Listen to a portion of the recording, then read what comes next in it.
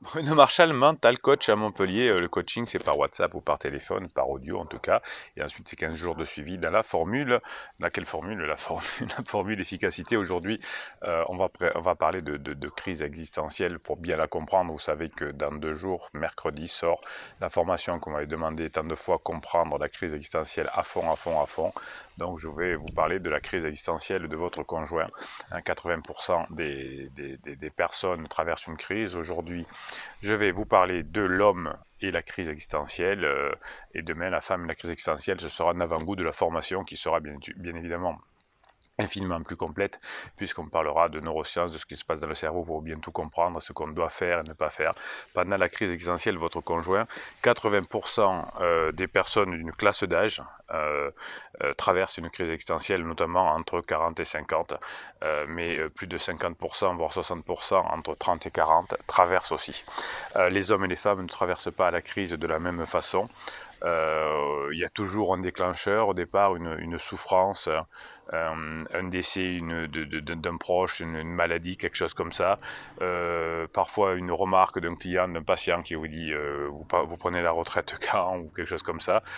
Et on se rappelle de façon brutale, et c'est une grosse souffrance, effectivement, que l'on n'est pas éternel et que notre jeunesse est finie.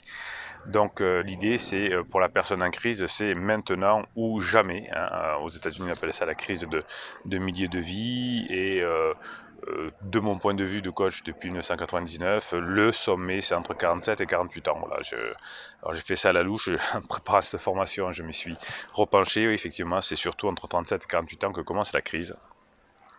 Je pourrais quand même dire que ces dernières années, elles commencent de plus en plus tôt et finissent de plus en plus tard. C'est peut-être un fait de société.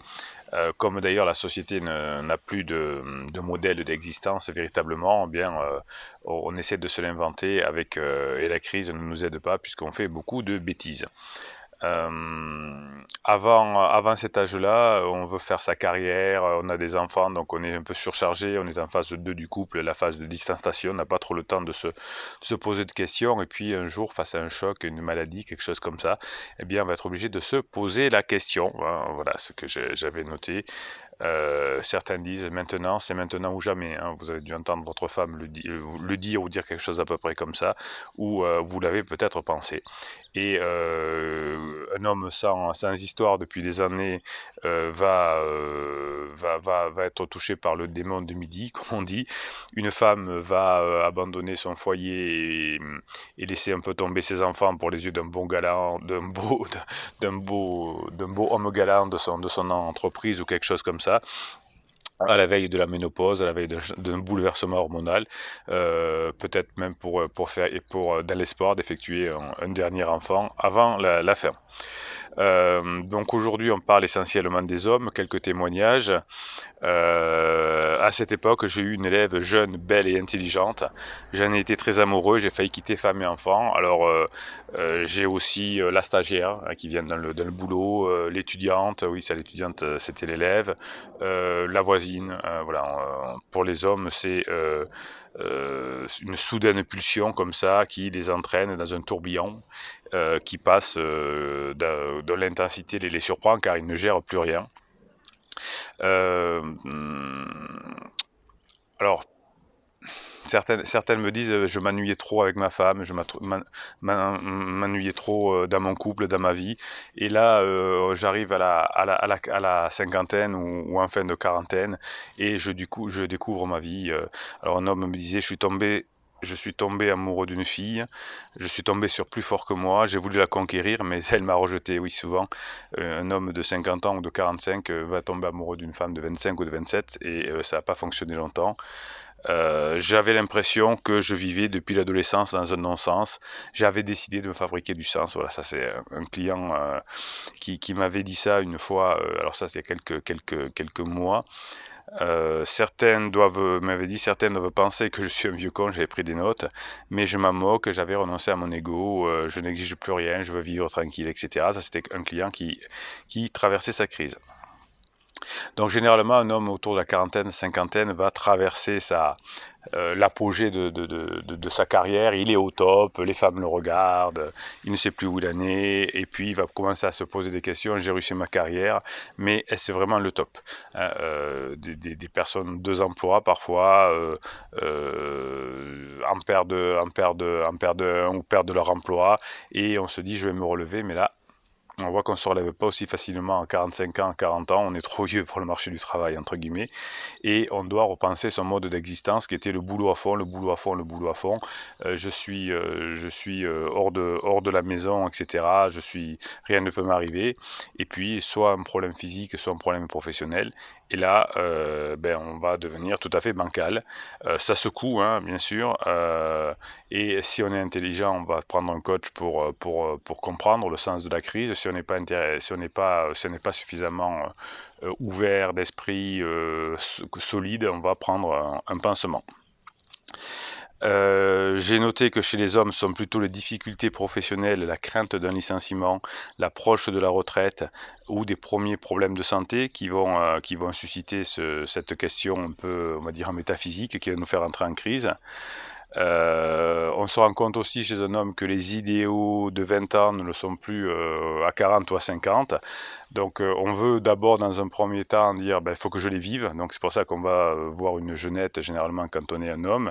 Et puis on s'aperçoit ensuite qu'il faut rajuster le tir parce que les jeunettes, elles en veulent à votre argent ou à votre côté papa, mais pas comme un mari.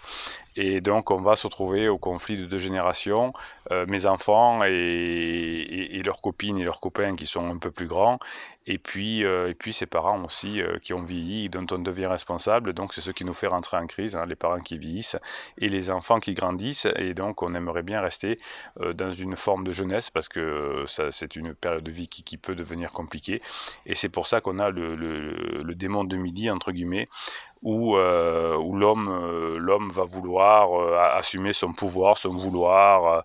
Voilà, on va dire je veux, je sais, maintenant je veux plus ça, j'ai trop donné, je veux m'amuser, etc. Et il va se faire bien sûr rejeter ensuite. Donc pour un homme, c'est certain, la crise vient d'un besoin d'exister, d'existentialisme, de ne pas vieillir, de ne pas s'occuper des parents, de ne pas voir ses enfants grandir, et donc de rester jeune et d'aller vers ces idéaux de jeunesse qui, bien sûr, ça ne fonctionne pas. Voilà les raisons de la crise, hein. Je vous les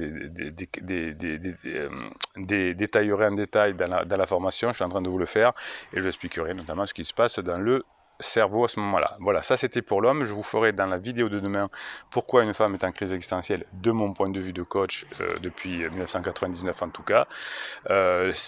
Posez vos questions si vous pensez que vous avez quelqu'un autour de vous qui est en crise, pour comprendre. La communauté bienveillante et positive est là, il vous répond en commentaire sous ces vidéos pour vous offrir le coaching et pour faire toutes les formations que j'ai mis au point pour vous sortir de la crise, ou pour que votre couple ne sorte pas mal de la crise de votre conjoint. Comment badiner, comment susciter le désir, comment devenir adulte, comment être un rock. Il y a plein de formations, vous avez tout ça sur le descriptif de cette vidéo. Mes formations, vous regardez, vous les écoutez, il y a entre 2 et 3 heures d'audio chaque fois, vous allez passer votre temps à grandir, et quand votre épouse sera sortie de sa crise existentielle, vous pourrez le récupérer et repartir sur la phase 4 de votre groupe, de votre couple. Ça, c'est les formations. Pensez à vous abonner à cette chaîne, mettez-moi un pouce en l'air aussi pour que d'autres personnes puissent voir cette vidéo. Plus vous mettez de pouces en l'air, plus YouTube propose cette vidéo à des personnes qui en ont besoin. Ça, c'est votre côté généreux, le pouce en l'air. Les commentaires, on est une communauté, je vous réponds, la communauté vous répond. On est ensemble, on est meilleur, on est la version 2.0 de nous-mêmes. Qui c'est qui gagne à la fin? C'est les membres de cette communauté, parce qu'ils ont compris qu'il faut être patient, il faut comprendre les mécanismes, être intelligent. Et si nous sommes sur une chaîne scientifique, hein, c'est des choses qui ont été répertoriées et qui viennent de l'analyse du terrain. Hein, c'est pas des trucs théoriques, hein, c'est de l'analyse de terrain, et c'est pour ça que vous réussissez la plupart du temps à récupérer votre couple si vous suivez les méthodes qui sont dans ces formations. Et puis on est une communauté où on se marre quand même, et puis on a nos private jokes, et l'une c'est Bruno Marchal, et il vous dit à très bientôt.